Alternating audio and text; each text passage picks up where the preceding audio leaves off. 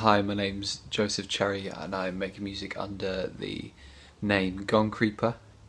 And I'm really happy to be doing this interview for Middle Tennessee Music, mostly because I wanted to do something like this myself, where I kind of talked a bit about maybe something like Genius, where they kind of break down the lyrics. But then I was thinking, no one wants to watch me break down my own lyrics because I'm not a A-list rapper, but so this is a nice excuse to like talk a bit about this EP through the vessel of a cool publication. So thank you for that. That's right, you just met Gongkreeper, and you're tuned in to another episode of Mid-10 Listens, MiddleTennesseeMusic.com, and Joshua Smotherman. We're going to jump right into this interview and keep it going. Thank you for your time, and go ahead and tell us where you're from and what style of music you create. And feel free to use your own words. You don't have to use traditional genre categories. I'm from a small town called Crowborough, which is about halfway between Brighton on the coast and London. And it's really sleepy. It's right next to the forest where Winnie the Pooh is based on. And actually that's where my name comes from. Gongkreeper was the name that I gave to all the kind of monsters and ghosts that I thought lived on the Ashdown Forest. So yeah. And the kind of music I make, it's a tricky one. I guess for a long time I referred to my music as escapist music for realists. And by that I mean, if you've ever seen that Venn diagram, on one side it says absolute narcissism, and on the other side it says crippling self-doubt. And in the middle is art. And I guess that's kind of where I feel like my music sits. So on one hand I'm like this hopeless dreamer, and on the other hand I'm like very cynical, very, very much a child of the 21st century and very indifferent to a lot of the shocking things that happen, I guess. That's kind of like where the music is coming from. I guess sound-wise, my hero growing up was Tom Waits. Just loved Tom Waits so much. Mostly because I feel the same way as him, that he's just trying to make like Frank Sinatra songs, like beautiful pop songs, but as a person has this grit, just kind of like that's his filter on the world, and so that's kind of the music that he ends up making. So they're kind of pop songs through this weird gritty filter, and I guess that's what I'm trying to do with my music as well. It's that, and I was like raised on folk and that kind of songwriting from the 60s and 70s, and then kind of my own musical taste developed around like hip hop and future bass and things like that, and so it's kind of this mishmash of a lot of eclectic things, like jazz, but also all these electronic things on the other side. Tell us what led you down this path of music and what motivates you to stay on course. Both my parents are very artistic, so making art has always been a big part of my life, and I've never really questioned it. When I got to age 11, I just started being in bands, and I just thought that was what you were supposed to do when you kind of got to that age, so that's what I did. And I played in rock bands, and I was in choirs and did a lot of theatre stuff. Went to music school, ended up ghost writing pop music. Actually had some minor success in Macedonia, and then kind of had to unlearn all of that stuff to kind of find my own musical voice. Started singing in my old kind of baritone natural vocal, started making all these weird sinister things, and was really surprised when people really liked it, because I thought it was just kind of my weird stuff that I just had to kind of get out.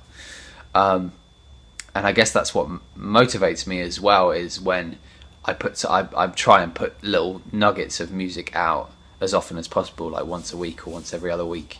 And the amount of messages you get from people being like, oh, this one really got me this week, or whatever.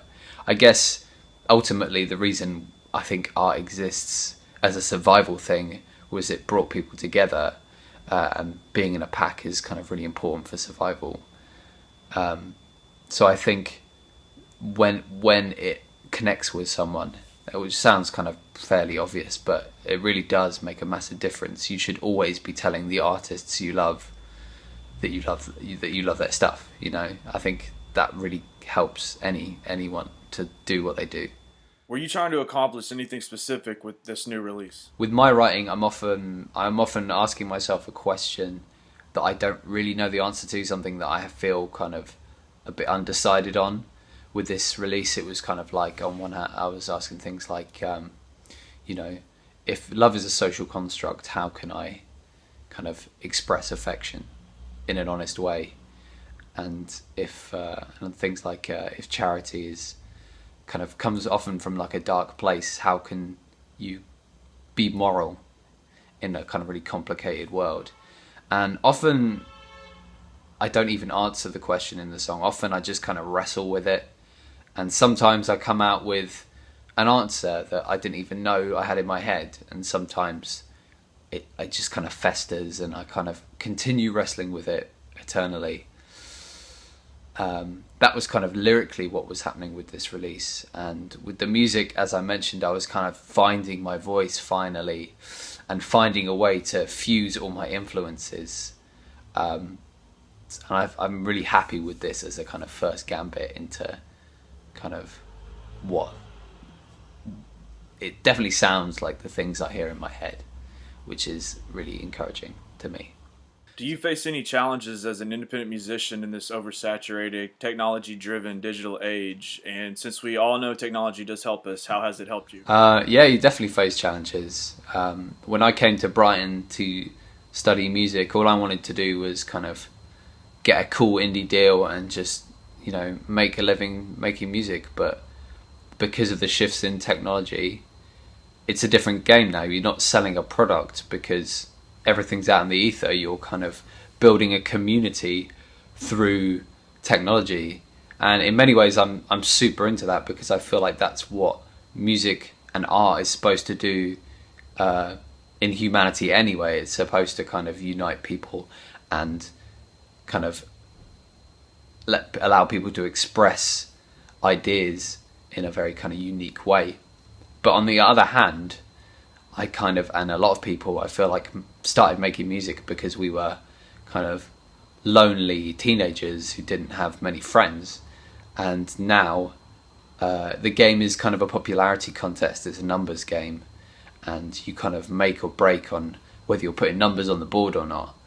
And I find that quite difficult. That's definitely something that I'm writing about at the moment and wrestling with, is this idea that, you know, Bill Hicks said, if you're in marketing, kill yourself. But in many ways, we're all in marketing now, and what does that mean? And can we still justify that as artists? I think we can, but quite how to do it, I think that changes based on who you are as an artist. In regard to how technology has helped me, it's interesting. Like I again came to Brighton as this pure live musician, only played live instruments, had no interest in recording. And I feel like, again, this EP is the beginning of me gaining a skill set in technology, and now I'm just running with it. The next step for me, I've started making music for video games, so interactive sound, which is completely different. And I'm learning to code and things like that, and I'm just kind of seeing the potential in technology more broadly in music, besides just the kind of social media side of it that kind of technology has allowed me to kind of just even speak to you guys now. And it's exciting to me, this idea of kind of making interesting things with technology, and I think it's going to be the next step for me creatively, for sure. Where's the best place for us to connect with you online and find more music? So the EP is out on the 29th of September. It's going to be on all the platforms. For connecting with me, my handle is @Gongkreeper or /Gongkreeper on every platform, pretty much. And I'm pretty prolific with music. I'm putting out little nuggets of stuff, as I said, like little minute-long kind of bars on songs I like and stuff. I try and do quite a lot of stuff. And yeah, the more people I can share it with, the better. Is there anything else you'd like to add before we sign off? And I just want to say thank you for your time. I really do appreciate it. If there's anything I've learned from this EP, it's that the things that you don't understand are the things that are the most important. Why you love someone, why you do something that you're passionate about. The why isn't important.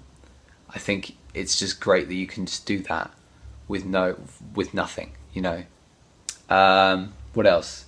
if you're studying, do a computer science degree. That's the future. Now that I'm making music for games, I wish that I'd learned to code ages ago and done music on the side and kind of fuse them now. I think that's kind of it. Thank you so much from Middle Tennessee Music for letting me do this and kind of indulge. Yeah, come say hello to me on platforms and stuff. Yeah. Okay. Bye.